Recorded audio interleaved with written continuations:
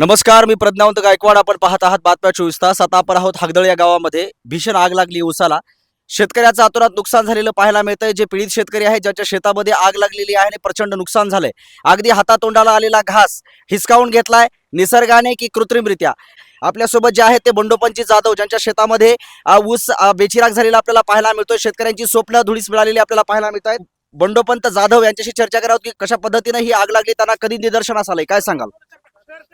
ही आग लागली 10-11च्या अंदाजामध्ये. शेताकडे आल्यानंतर बघतो तर झोपून निघू लागलं. ऊसामध्ये येऊन बघतो तर 7-8-10 एकर ऊस जळून खाक झाला सर.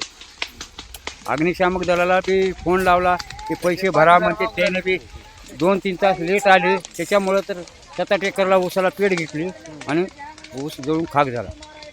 म्हणजे तुम्हाला हे कधी निदर्शनास आलं, कधी शेताकडे आल्यानंतर कळालं का तुम्हाला कोणी माहिती दिली? नाही माहिती आहे. शेताकडे आल्यानंतर कळालं. 11 वाजता आल्या. मग ह्याला तुम्ही भरमसाठ खर्च केला, आता काय तुमचं मागणं आहे नेमकं, काय सांगाल? भरपाई करून द्यावं सरकारनं. कारखान्याला भेट घेणार आहात का MSCB ला तुम्ही? कारखान्यानं आम्हाला जे 3,000 रुपये 29 जे भाव ठरलेला आहे ते भाव द्यावा जळालेला ऊसाचा घेऊन. कमी करून आणि ताबडतोब शेतकऱ्याचं नुकसान झालंय म्हणून ऊस घेऊन जावं, आमचा तोडून घेऊन जावं कारखान्यानं. एवढीच आमची विनंती आहे.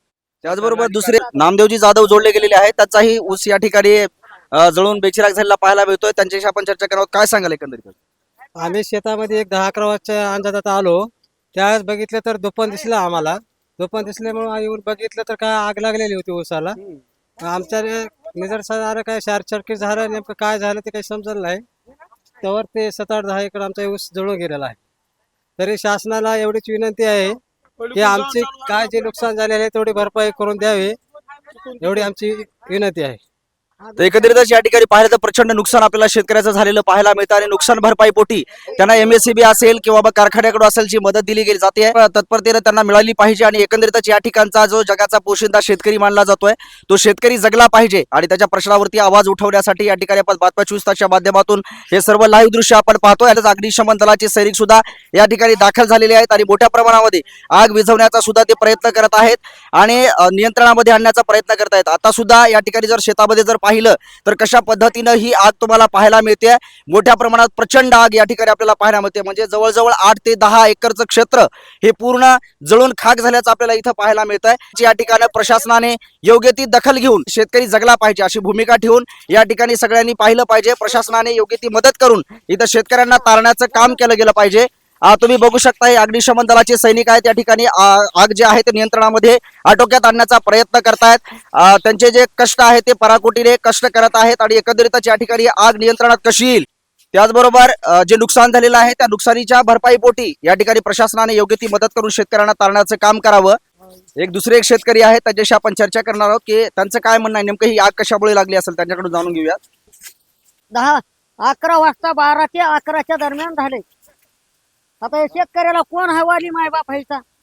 सरकार काय करणार? सरकारनं आमच्याकडे बघलं पाहिजे. बघलं पाहिजे.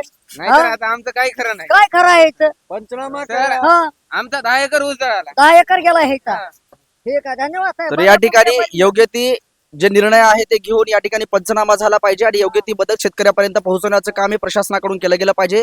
इथं तत्परतेने लोक आपल्याला बोललेली पाहायला मिळतात, कारण मनात जे कंठ आहे ते दाटून येतोय. शेतकऱ्यांना अशा प्रकारचे कष्ट केल्यानंतर तळहाताने थोडा प्रमाणे जपलेला हा ऊस जर क्षणार्धामध्ये आपल्या डोळ्यासमोर नेस्तनाबूत होताना जर पाहावं लागत असेल तर शेतकऱ्यांना याच्यापेक्षा दुर्दैव काय असणार आहे. हे अपडेट आपण बातम्या 24 तासच्या माध्यमातून पाहिले. कॅमेरामन दिनेश कांबळेसह प्रज्ञावंत गायकवाड, बातम्या 24 तास.